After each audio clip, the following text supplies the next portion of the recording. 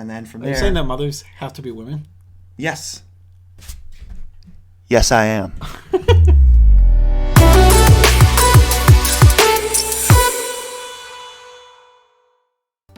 Welcome to Commander Tune-Ups. I'm Joe Cherries. I'm busy. And we're the Nitpicking Nerds. True. And today, we're going to do Wort the Raidmother. Yes. Commander Tune-Up. So, we have a user-submitted deck this time. So we got, every time. Who was it submitted by? Right. We have littleorlock's Wort the Raidmother deck. So, every one of these videos is going to be user-submitted. You know, they are. And the way you submit is you just leave a comment and you subscribe. You just comment your deck list and then we'll take a look at it and let you know. Yep, we'll get back to you in the comments. Yeah. Please try to look at the comments, because if we respond to you, it'd be nice if you got back to us. That is true. Which is what littleorlock did, which is why he is featured on this one. Okay. So this deck, basically, it's a storm deck. It's like a combo ritual type thing where you're trying to cast a bunch of spells in the same turn and go off with this critical mass of tokens. Yes. So why don't we read what Wort the Raidmother does? That's a great idea. Wort the Raidmother. 4. Hybrid Gruul. For a legendary Goblin Shaman. When she enters the battlefield, create... I know, I gendered her. Can you believe that? You're supposed to complain about that. Unbelievable. I knew you'd be so mad about that. When she enters the battlefield, create 2 1/1 red-green Goblin creature tokens. Each red or green instant or sorcery spell you cast has Conspire. Now, what's Conspire? do we need to explain it? It's a mechanic in Magic. You should know what it does, period. You know what every mechanic does. That being said, Conspire means when you cast a spell, you can tap... do the creatures have to share a color with it? Yeah, tap 2 creatures, that share a color with it. Copy the spell. There you go. That seems pretty good. It seems pretty good. And it's like the Conspire spells or whatever, those spells that have Conspire, but when it's on not a spell, it's pretty interesting. It's on any spell. Right, when all your spells can get copied for 0 mana. Seems pretty powerful. And she comes with a way to do it herself. Ooh. Also, you gendered a card that has mother in the name. I know. It's not even... I know, it's why I was... Not even anything. I know it wasn't anything, that's why I said it. So... I don't want to get our fans mad at me. Right. So we're trying to get Wort out super quick, and then from there... Are you saying that mothers have to be women? Yes. Yes, I am. Because I think some people would beg to differ. They're not watching. Are you sure? They're not watching 2 men do anything. Okay. So you're trying to get Wort out. You're trying to then untap with it, and you're going to play something like a token maker, copy it, make some more tokens. Now you have 2 sets of tokens. We'll get into what we're doing with that stuff. So the only thing we want to go over is the restrictions that we have that littleorlock wanted us to do. He said no restrictions. Right. So basically no restrictions except for no cards worth $100+. So what we're trying to do is make the deck as powerful as possible without putting any cards worth over $100. Which is no Gaia's Cradle. No Gaia's Cradle. That would obviously be in this Taiga. deck. Yeah, there would obviously be a Gaia's Cradle in this deck. There would obviously be a Taiga in this deck. And we didn't overload on fetches. We just put Wooded Foothills in. Yeah, we didn't overload on fetches because I would say putting in 5 fetch lands at total $100 is pretty much 1 card. And then there's no there's not a ton of synergy, so it's largely irrelevant. Yeah. I mean, obviously put fetches in this deck. I would say the main card I would put in this deck, if I had no limit, is Gaia's Cradle. Yeah. That seems to be the card that would really power this deck up to its max level. You're overloading on tokens. You're going to make 20 mana Plus, with it. making green mana is the hardest mana to make. Is it? It is. It is, okay. How many rituals make green mana? No, almost none. Yeah, okay. So, let's start into it. Metamorphose. Yeah. You think Metamorphose is in here? Yeah. Well, maybe. I think it is. Let's start out with making tokens. The first category. The first thing we gotta do. The first thing the deck is focusing on, making tokens. So, let's see. What do we got here for making tokens? Well, what are they important for here? Conspire. Oh, they're important because you need to conspire with them. Right, and we want to do it. We don't want to make tokens with creatures. We want to make tokens with spells so that we can conspire them and make more tokens. Yep. You just want to keep it going. You can chain it, combo. Pretty simple stuff. Makes you go off. All right, so we got the basic ones. We got very, very, very basic ones here. Like Dominaria Limited. style sapling migration, which is 1 and a green, make 2 1/1 saplings, or you can kick it for 4 to make 4 1/1 saplings. This guy's good because it really scales. It does. Yeah, I mean, kicking it's pretty sweet. What'd you say? Kicking it makes you 8. Yeah, kicking it will make it 8. And, I mean, that's just going to let you go off, cast things like Harmonize twice. Mm-hmm. Just keep going with your guys. I mean, I would say, so it's like the bread and butter. I think the better ones than this, though, we got Hordeling Outburst, Krenko's Command, Dragon Fodder. There's a lot of, like, goblins. There's, like, a goblin sub-theme. There's also, there is a goblin something. But funny enough, one of the improvements you made to this deck was he only had one of these. He only had Dragon Fodder. So he only had Dragon Fodder. We added in Krenko's Command and Hordeling Outburst because they're just as good, if not. They're basically the same spell. One of them actually is the same spell. Yeah. I think Hordeling Outburst is a little better. Hordeling Outburst is better, but like I'm just saying, like Krenko's Command and Dragon Fodder are the same card. Right. So it's a functional reprint. Might as well put. If you have one, you probably I feel like want we both. Want both. Yeah. It'd be a rare situation where you don't want both, unless you're playing specifically Krenko Commander and you're very focused on being flavorful. And you really don't want 2 goblins for 2 mana. Yeah. I don't know the weird situation. Well, another really, really good card in this deck, Young Pyromancer. The exception to the rule. Because we just said we want all instant or sorceries. This turns instant sorceries into tokens. Yep, so your tokens, it's kind of the same thing. It makes extra tokens. It helps you conspire more. I mean, answer creature itself. This is the only conspire with it. effect like this that I think you can even really play. Mm-hmm. Where it just does everything you want.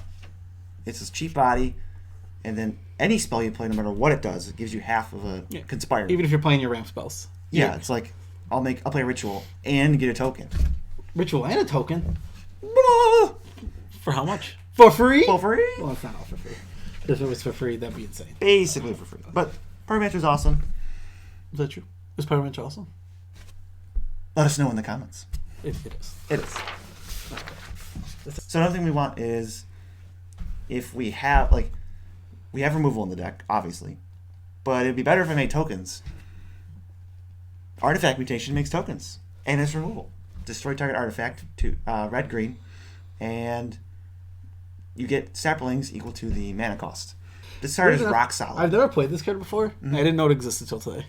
It's really cool. It's from like an old set. Yeah, I mean it's good in the deck, and it does exactly what the deck wants. It gives you both. It gives you interaction. And also, it just can't be regenerated. What a strange thing. Suck it, artifact. No regeneration for you. Get out of your welding jar. I was just going to say, nice welding jar you got there. It'd be a shame if it didn't do anything. So for this category, the cards we cut Yisan the Wandering Bard. There's only like less than 10 creatures in this deck. Yeah. So it feels like you don't want Yisan. Basically what he does is he tutors up Skirk Prospector for you, and then he tutors up like Young Pyromancer. Mm-hmm. I figured just cut him because he's like really slow. Yeah. And I don't think he really synergizes enough. So we just that's this one of the cards. Pretty competitively fast, and this deck is pretty fast. I've goldfished a couple rounds with it. You can kill on like turn 4 or 5. Turn 4 Comet Storm for like 40 on 3 players. Yeah. Like okay. It's pretty insane to be able to do. We'll get to that. Wait. How are we going to cast Comet Storm for 40? Well, we're going to have to make some mana. I agree. What are we going to do to make mana? Well, we've got some ritual effects. How about we start with Mana Geyser? I love this card so much. I love it so much. This card is good, it's great in Commander. It's like game over. I mean, sometimes, so it can just make 10 mana on turn 4 or 5 of the game. If you just cast it on turn 5, you can profit 10 mana. You can make 15 mana. Yeah, it's insane. If each of your opponents has 5 tap lands, it's just 15 mana. Yeah. And what if you were to copy the spell for free? Then you would have 30 mana. 30 mana for no investment whatsoever. Yeah, Mana Geyser is very good. You added this card right to the deck? Yep, I did. I thought so. Mm-hmm. I thought so. I remember discussing it, and I couldn't remember if it was in here, but it's my favorite ritual. It's so much fun. I mean, this card's super good. It's the only ritual that scales with multiplayer. It does. Scaling in the multiplayer is great. I love some of my favorite cards 80DH scale in multiplayer. I mean, the best ones, like Ristic Study and stuff, the Primordials are so annoying when you have more players. Yep, the Primordials are also insane. Mm-hmm. Extort, also insane. All right, the next one we have for making mana it doesn't make mana, but in fact, this it is makes a lot of mana. It's also one of the few cards in Magic that has the word generic on it. True, except for the Oracle text. Anyway, Helm of Awakening. It's 2 colorless for an artifact. All spells cost 1 less to cast. They cost 1 generic less to play. 1 less to cast. Generic. Cast. I love that it says generic on the card. I know. Yes, you do. I know in the Oracle text it doesn't say generic. I think people stray away from this card because it says all players, and it helps out everybody. But here's the way to break that imbalance, or break that balance. You just cast more spells than everybody else. Yeah, if your deck is focused on casting the most spells, and which this one probably will be the most spell casting at the table. Yeah, so, I mean, there's also the slight chance that somebody else is playing a different Storm deck and that you help them a lot. It can happen. Sure. But, I mean, in general, you're going to be the guy comboing off and winning with this card, not your opponents. It will help your opponents, don't get me wrong. That's why but then, that's even value because they might not destroy it. Yeah, that's true. If they don't know and they don't destroy it, they're like, this is helping me. This is like a group hug, stupid garbage card. Yeah, every single... Then you just untap and destroy them because you can save 20 mana a turn. Yeah, this card... Depending on what you're doing. Yeah, this card is absolutely insane in your deck, and it's going to get you where you need to. Right. Moving on. Want to make ridiculous amounts of mana now. This is silly amounts. This isn't even reasonable anymore. So, we got some sacrifice outlets that allow us to do this. We have 3 of them. We have Ashnod's Altar, we have Phyrexian Altar, and we have Skirk Prospector. They're all very good at just making mana. Obviously, Skirk Prospector makes the red mana from... Most of your token making is goblins. Yep, so you can sacrifice your goblins to make red mana, help you go off even faster. Phyrexian Altar is the most expensive inclusion. I think it's really going to pull its weight because adding green mana can be really annoying. Mm-hmm. Because you have all these rituals that easily make red mana. Mm-hmm. It's tough. It is obviously tough to make green mana. Yeah, it's I would love to cast Harmonize and draw 6 cards, but where am I going to get this mana from? Yeah, Phyrexian Altar is amazing. It's such a good card. I've never played it yet because I just never owned one. Yeah, I mean... it's super good. Same. Basically, I would probably play it if I had one. Yeah, it's a very good card. In the other altar, Ashnod's Altar makes 2 colorless. Ashnod's Altar, if you're trying to have Fireball, yeah, you can just make 30 mana. And it just feels so easy to make this much mana and just keep casting your spells. Nice. I feel like with these cards, there's basically no color. They just take away the colorless costs of all your spells. And then it's all your rituals cost 1 red, or your spells cost 3 red, because that's the least you can pay for them. Yeah, so you make your stuff cost less, you get a ton of mana, you go off. The whole storm theme. It's almost like that is the main one kind of the deck. Weird. All right. Another thing you're going to do, you're going to be casting your classic ramp cards. These cards are just really... I love these cards so much. This deck was playing Explosive Veggies. Come on, Explosive Veggies. Not in this deck. Not in this deck. We got strictly better Explosive Veggies. Sky, Shroud, Flame. And Friends. 3 visits in Nature's lore. These come in untapped. Yeah, and the forest come in untapped. You copy these, you get 4 forest untapped. Right, so I think the reason that he was playing Explosive Veggies was that he did not have Shelter Thicket, Cinderglade, Stomping Ground in the deck. Mm-hmm. So we added them in the deck, and we upgraded to these better ramp spells that can actually color fix you, and the lands come in untapped. Yeah, coming in untapped is huge when you're trying to storm off. Do you want your ramp spell to cost 4 mana or 2 mana? Also, the difference is huge. Also, your ramp spell costs 0 mana if you copy it, or if it costs 1 less. Yeah, exactly. These just come out of your hand for free. And then what I love so much about them is if you can't combo off and you get Wrath and you get set back to the Stone Age, you're gonna still have a bunch of lands in play. So you can start you won't need as many rituals next time you go off because you have 12 lands in play. Yeah, true story, bro. Brah. So what do we cut? What do we cut from this category from the deck that we didn't like? We cut Jaya Ballard. She's bad.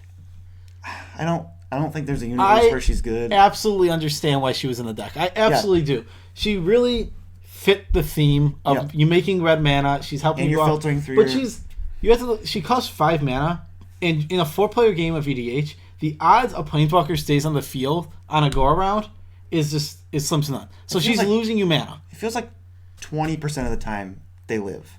And then 80% of the time or more they die. Even when I have Nicol Bolas, who starts at 12, not literally, but he starts in 1,000,000. He still dies by the time he comes back around 80-90% of the time. Yeah, so he gets 1 activation. The Planeswalkers that survive are usually Jace Beleren, who's plussing, or they have political value to other people. Yeah, it's never this Planeswalker is only bad for me. I won't attack it. Yeah, I just leave it on the field. No, people always just kill it. Yeah, I mean, especially if you're playing with people you know, and they know what your deck does, they're not going to leave Jaya Ballard out. That is the main issue. She's not going to net you mana overall. Even if you plus her twice, she netted 1 mana. Yeah. Exactly. She's not even low mana, and there's no like ways to like activate her multiple times. Yeah, like Pyretic Ritual is just 2 mana, get 3. Mm-hmm. I would much rather have that. Yeah, exactly. The other card we cut was Pyromancer's Goggles, weirdly also related to Jaya, and costs 5 mana, and adds red. Yeah. It taps for red and copies your spells if they're red. It felt really slow. It doesn't. The problem is this deck doesn't have synergies with artifacts to untap them.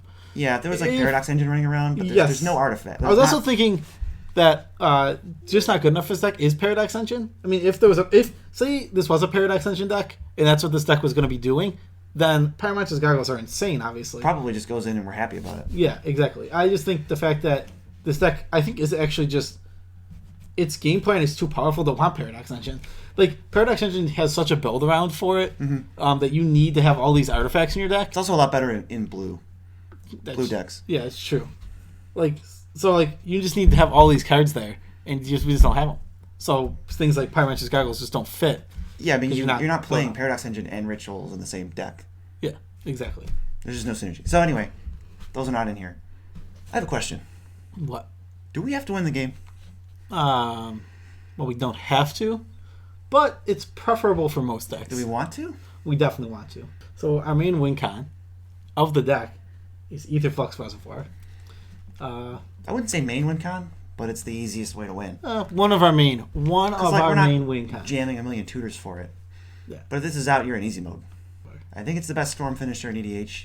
Whenever you cast a spell, you gain 1 life for each spell you've cast this turn. Pay 50 life, deal 50 damage to target creature or player. And it costs 4. This card is hilarious. It says 50 on it twice. It also hits creatures. Oh yeah, it hit creatures, baby. If you really need to get rid of that Platinum Angel before you hit them for 50. Hey, strictly better. It is. It's just funny that it can. So obviously you're going to try casting 30, 40 spells a turn just to go off and completely... Yep. So, at worst, it gains you life, makes sure to kill. But at best, if you're at 40, 15 spells gains you 120 life, and then you deal 50 to all 3 of your opponents, and you go to 10, and you win. Yep. 15 spells is that is not that hard. Yeah. I mean, you can do that. If you have one thing like Passive Flames, you have one, recursion, like you're casting 5 or 6 spells with one spell, essentially. This is so easy to do. Yeah. It's not easy, but you can do it. Although I mean, even if you just gain, let's say you go to 80, who's going to try to kill you? Who's going to try to do anything? Everybody. Right. You're probably going to be a huge target. No, you are, but then someone's got to do something to you first, and they're dead. Yeah, they're dead. They're dead. It's like, hey, no, don't. Leave me alone. And no, I can't. I have to kill you, otherwise I lose. Like, okay, you're dead. So I've definitely had games like that where it's just like you sit there and you're like, I don't want to lose. And then the next person's like, I don't want to lose. And then the next person's like, I don't want to lose either. And then they lose. Because you let them untap with Aetherflux Reservoir. Because none of them. A sacrifice must be made. Yeah, like if they cast a removal spell on it, you can just kill them with it on the stack. And then it just gets rid of it. Pretty mean. Oh, pretty mean. Another good one. Generate 10 bajillion mana. I mentioned it before. Exactly, yes. Common Storm. So you need 44 mana to kill all your opponents. Doubling Mana Geyser can make this pretty easy. True. What does Comet Storm even do? Oh, X, red, multi-kicker, 1. This deck has a lot of different keywords in it. We got multi-kicker, we got conspire, we got storm. Choose target creature or player. Then choose another target creature or player for each time Comet Storm was kicked. Comet Storm deals X damage to each of them. So you target each player. I like the way that's worded. Bomb them in the face. Each of them. I don't even think I remember seeing that on many cards. Like, yeah, each of them. Just take a bunch of damage. I like how that sounds anyway. You just throw comets at your opponents. Yes, so we had this in the deck over Jaya's Emulating Inferno. Both similar. They're very similar. I think we gave this one a slight edge. It's close. I mean, Inferno's better if you're just trying to kill your opponents. This is more versatile. This one, you don't need that legendary out. Even though you have that legendary in your command zone at all times, sometimes you might just need to clear some creatures off the field. Yep, if you just need a setup turn before you can lay down. Let's be clear, you need to kill Elishnorn because you can't beat that card. Absolutely, you cannot beat that card in any world. Yeah, you just can't beat it. You just die. What else do you do but die? Right. Here's a card that's really bad against Elishnorn. Empty the Warrens. It's 3 and a red. Create 2 1/1 red goblins. Storm. Yep. Oops, got Storm. Yep. So it works well with Skirk. not Kirk. Skirk. Captain Captain Skirk. Skirk. Prospector. Captain Skirk Prospector. Right. He can sacrifice him, give you a bajillion mana This to is do whatever. one of the whatever easiest, you like another easy way to win. Like your storm is 15. You play this, you get 32 guys. Now what do you want to do? Do you want to play a ritual that cares about how many creatures you have and make like 32 mana? Do you want to give them all haste by discarding anger and attack and just deal 32 to somebody? These hit pretty hard. They do hit pretty hard. They're goblins. They're goblins. They are actually the tokens you make are goblins. They're goblins. Did you know? When you empty the warrens, you get goblins. Right, Other cuts, we cut Earthquake. Yes. You don't want to kill yourself or your creatures. Yeah, it just this was a sad one because It's not that it's a bad card. if you need to cast Earthquake and you have creatures out, it's a feel bad. If you're trying to win with it, what if you're at less life than everybody? Then Yeah. you just kill If you have- yourself, if you have- or the game's a tie. Yep. You're going to end the game in a tie. You're going to kill your creatures if you can't. Oh, also, what if someone just has a gain life spell at instant speed here? Now, not only, it's like, okay, so they live. So, like, oh, you lived at 5. I can kill you now.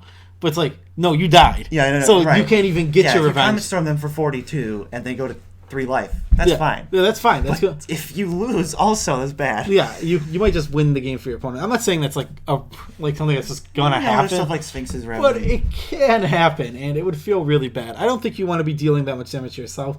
Plus, I don't think you want to destroy your game plan while doing it. Right. You're gonna lose all your tokens. Your tokens aren't gonna be big enough to survive your. So we just cut it. We saw this deck wasn't really taking advantage of the graveyard much, and it had a Relic of Pretendiness in it, so I just cut that. I don't think you want it in this version of the deck at all. And we added, Passive Flame's Anger, and there's this sweet card that I've never heard before in my life. It's called Nostalgic Dreams. It's GG for a sorcery. It's additional cost to cast it. You discard X cards, and then you regrowth X cards. Mm-hmm. I thought it was. I don't even know. It seems amazing in this deck. It's really good to copy. Yeah, so let's say you discard 2 cards, and you copy it. You get back 4 cards. Mm-hmm. It's really good, really strong. This just got it. That just seems awesome to me. That seems like a mini Passive Flames, basically. Well, you're not always gonna be able to win with your combo. Yeah, I know. Sometimes, as sad as it is. Sometimes you can't get there with the combo. So we got some Plan Bs. Some backups. Plan Bs. I like Plan B. I was a big fan of backups, and I edit the videos, so we'll see which one makes it in. I think the issue is that BZ has conflated Plan B with Birth control? birth control. Maybe. I think that's what BZ's issue is. So we have some Plan Bs. But maybe Wort the Raidmother synergizes with Plan Bs. She doesn't use Plan B. Clearly, right. So she's clearly in favor of backup plans. No, she's in favor of Plan Bs because she knows what happens when you don't use Plan B. Yeah, you win the game because you have a bunch of goblin babies running around. I guess so. She only has 2. At first. No. And then she has some saplings. She has some issues. She's sleeping around. First backup plan. They're all her babies. Gross. First backup plan. Cranko, the mob boss. He is a beast. No. He's actually a goblin. He's literally not a beast. This card would be so much worse if it was a beast. It's true. It would be a lot worse. What does he do? Cranko, mob boss. 2, red. Legendary creature. Goblin. Warrior. Tap him. Create X 1/1 red goblin tokens where X is the number of goblins you control. He doubles your goblins. You just keep doing it every turn. Another wombo combo with Paradox Engine? It would be a wombo combo. I don't know. That card, Paradox Engine probably goes in Cranko decks, but once again, not in this deck. We don't need to get into it. So with let's say you have Cranko's command and then you play Cranko. You can tap him. He makes 3 guys. Now you have 6 goblins. Then you tap him again. Now you make 6 more and you have 12. Mm-hmm. It's like he taps and gives you a spell's worth of value every time. Yeah. Like he's a We didn't Cranko's have this command. card, did we? No. Littleorlock had all these cards in this category in the deck already. He nailed it in terms of backup plans. Yeah, he had the backup plans ready. This is a good backup plan, and this is where you want to be. You can just go, all so right. Here at Commander Tune-Ups, we take a look at the deck, and sometimes you do it right. Yeah. You just had the plan. You had it on track. We can't fix everything. It's got the goblin synergies. It's got the backup If plans. you're doing things right, we can't improve that. Sometimes you're doing I think there's right. a saying it's called if it ain't broke, Don't fix Commander it. Tune-Ups it. Don't Commander Tune-Ups it. Yeah. That's the thing. Some of the other ones that we really like from this deck. Azuri's Predation. What? Azuri's Predation. That's Nailed it. 5. Green. Sorcery. For each creature your opponents control, put a 4/4 green beast into play. each of those beasts fights a different one of those creatures. This is a crazy way to do like a green board wipe. Mm-hmm. And I really like what starts happening after you copy it. It's going to kill every creature your opponents have. Anything left, you get another beast. Right. So let's say there's 10 creatures you don't control, and you cast a spell and copy it. So you're going to get 10 beasts. You're going to fight all 10 of them. Probably kill at least half. Let's say 5 die. So you have 5 beasts left over. Yeah, 5 more now, beasts. Now, you get 5 more beasts. Anything that didn't die will die. And you're left with, let's say, 7 beasts, which is 28 power. You're probably not left with 7 beasts. You're probably left with 5 beasts. You think the 4 that will just die? There's no 6/6s or 5/5s in play? I guess they'll just die. Yeah, they'll just die. If the second ones are coming out, it's from the ones that didn't kill them. There could be like small indestructible things. Yeah, there could also be like a 3/6, and that would make him live. Yeah, I mean there is 5s, 3/6s. There is possibilities, but most likely. So let's say you put 20 plus plower in the board, and you just destroy all your opponents. 20 plus plower. Plague Wind plus 20 power. Plower. No one man should have all that plower. Moving on. I love this card. I love copying it. If you're not comboing, you can just put 20 power in play and just start attacking. Like, it's not the best plan, but that's why it's called a backup plan. Another great backup plan. Purphoros! He's a beast. No. Oh, he's a god? There's no... Come on! You literally skipped the Zuri's Predation, the card that makes beasts. You idiot. Because it's not a creature. You could have said these. And Zuri's not even a beast. Read Purphoros. Read Purphoros? Okay. Purphoros, the god of the forge. Legendary enchantment creature god. Indestructible. As long as your devotion to red is less than 5, Purphoros isn't the creature. This couldn't matter less in any world. Except for the world where they're trying to Swords to Plowshares your Purphoros. It totally matters. Yeah. Good luck turning him on. Doesn't die to board. No, he doesn't. That's good that he's not a creature is what I'm saying. We don't want him to turn on. Right. We're never going to get him to be a creature, is what Joe was saying, I guess. Yeah. Which is what we want. Yeah. He's never a creature. Continue. Whenever another creature enters the battlefield under your control, Purphoros deals 2 damage to each opponent. Each! Scaling with multiplayer! Scaling in the multiplayer! We're freaking out over here. Oh my god. This guy's so good. Oh, you're not even done reading. 2. Red. Creatures you control get +1/+0 until end of turn. I was even looking at it and I was like, oh, that's kind of lame. And I was like, no, it isn't. You have a million goblins. One of your win cons has an Anthem stapled onto it. Yeah. There's like no Anthems in this deck. But this has an Anthem on it, and it's completely extra gravy. It is. It is just gravy because like you just get all of these tokens. Yeah, I have 5 tokens in play. Pay 6 mana, triple my power. Yeah, I agree. You're sometimes just gonna have extra mana too. Sometimes you're gonna try and storm off. You're not gonna do it, and you'll just have some extra mana. Yeah, I mean this is just pour it in. Just pour it in. This might be one of like the best cards in the deck. Pour it in. Just pour it into your Purphoros. The last backup plan, which is also plan A if you're winning, but it's good if you're losing. Go. You want to read it? Mizzix's Mastery. 3 in a red. Exile target card that's an instant or sorcery from your graveyard. For each card exiled this way, copy it, and you may cast the copy without paying its mana cost. Exile Mizzix's Mastery. That's really weird weirding. That's because it has Overload for 5, red.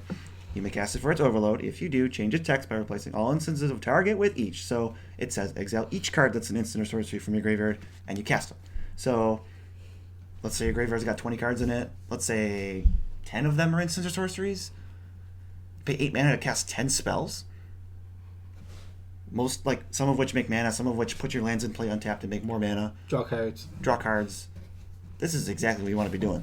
The worst thing about it is you can't copy it. Yeah, copying it, well, you can, just does nothing. It does nothing, yeah.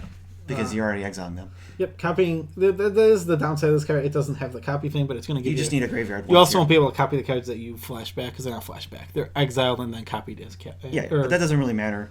If you're casting this for overload and you're getting 10 spells, I don't really see you losing. Yeah, you're probably winning. More than likely. Yeah, I mean, there's even ways to discard cards like Cathartic Reunion, Faithless Looting, Magmatic Insight, which doesn't help this, but Tormenting Voice. You're putting other stuff in here in the graveyard, and then this just gets them all back later.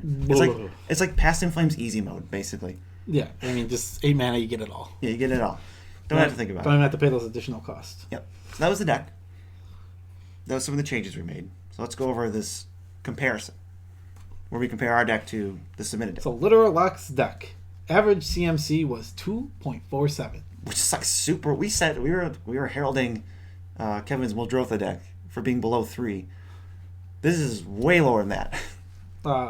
Our version of the deck is 2.39. So it's a little bit lower. We lowered it. It's like even faster. It's even faster. Changes. We made 19 changes. 19 changes to the deck. A lot of it was good. Yeah, I felt like they were all needed, except for maybe one.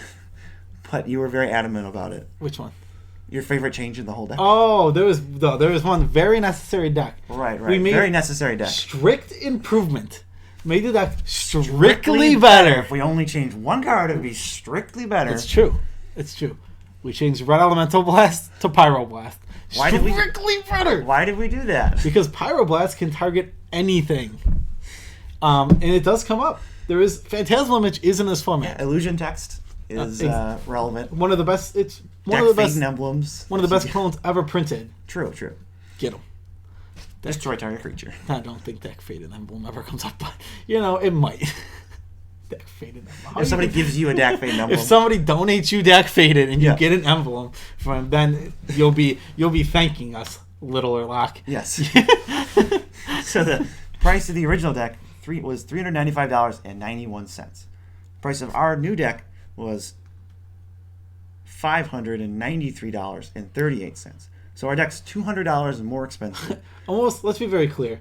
Almost all of this goes to the lands, between Stomping Ground and Wooded Foothills. Right. Stomping Ground, Wooded Foothills, and then for Phyrexian Altar. It's like 60 something. Those are the main cards that really. That's about $100 right there. The rest of it's just like some other stuff. I mean, we made 20 changes. Like so Mixus Mastery is like what, $10? Yeah, Mizzix is $10. Purphoros is a couple. Yeah, like there's a few things here and there. It's like nickel and diming it. Yeah, exactly. There's random cards in here. Yeah, so the deck is more expensive, but we think it's smoother, it's streamlined, it's cheaper in terms of mana cost, obviously. And I like how it ended up. I really enjoyed brewing with this commander. I've never seen a deck tech of it ever. Yeah, I've never watched. Wort the Raidmother is not a commander I was thinking was going to be our second commander. No. I was thinking more popular commanders overall. I'm not mad about it. Yeah, I like this. This was fun to do. This was out there. It was fun to look at this deck and see where we can go with it. Because I hate Gruul in Commander. This is a red-green Storm deck. This is crazy. I also like that it's like... I like that this deck was also very streamlined. I imagine that if somebody sent us this deck that was doing something completely different, I don't even know where to go with it. It would have been taken. It would have so. Imagine somebody wasn't doing this combo with it. Okay. They were just playing with it for they were just going for this value. super casual deck version of it. It'd be weird to take that and do this. Yeah, that would be weird. 50 card change. Have to quantify how good is Overrun or whatever. Yeah, exactly. It'd be really interesting to have to start there. I'm glad to start because this is a weird deck. This is a spiky out of left field deck. I love it. I'm really glad that this deck started very good. I'm glad Littleorlock knew what he was doing to start. He had a good head about it. Yeah, because it would have been strange to not start there. If we started at the bottom of this deck and went up, it would be weird. I'm sure if we pull up a random list from EDH Rec or off of it might just be terrible. Mono nonsense. And it would take a year to make the deck list. Wow, it's a good thing to take a year. It only took a week and a half. That even took us a long time. So, if you want to have your deck on this show, it's really easy. We mentioned before. You just need to like the video. Well, that's actually optional.